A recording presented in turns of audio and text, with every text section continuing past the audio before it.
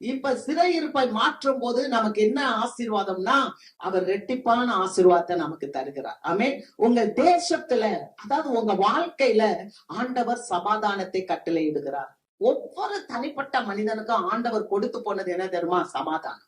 அல்லேலூயா.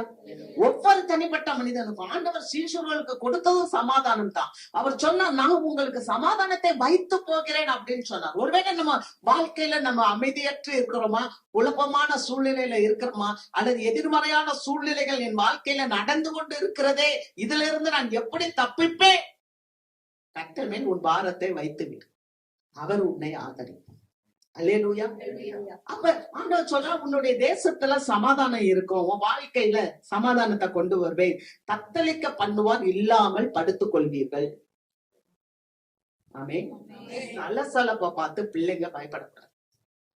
உலகத்தில் இருக்கிறவர்களை காட்டிலும் உங்களிடத்தில் இருக்கிறவர் பெரியவர். அல்லேலூயா. உலகத்துல இருக்கிறவர்களை காட்டிலும் உங்களிடத்தில் இருக்கிறவர் பெரியவர். விசுவாசிக்கணும். தத்தளிக்க பண்ணுவார் இல்ல.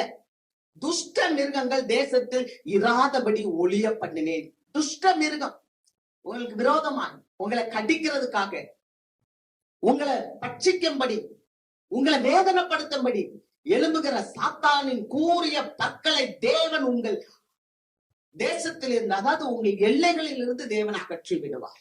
அல்லேலூயா. தேசம் அப்படின்னா நான் வாழ்கிற முழு தேசத்தை அல்ல, உங்களுடைய வாழ்க்கையிலிருந்து தேவன் அகற்றி விடுவார்.